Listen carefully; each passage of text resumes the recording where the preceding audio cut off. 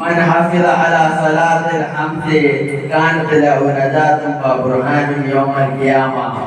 ആരെങ്കിലും 5 വക്ത് നിസ്കാരം ഒഴിവാക്കിയാൽ അവന് ഖിയാമത്ത് നാൾ വരെ ആരെങ്കിലും 5 വക്ത് നിസ്കാരം നിലനിർത്തിയാൽ അവന് ഖിയാമത്ത് നാൾ വരെ തെളിവുണ്ടാകും. അവന് മുഖത്ത് ഈമാനിന്റെ പ്രകാശം നിറയും.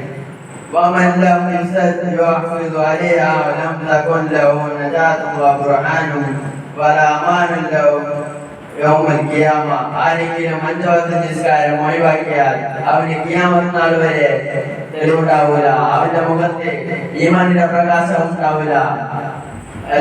അവനെ ഭയങ്കര പേടിയുണ്ടാക്കും.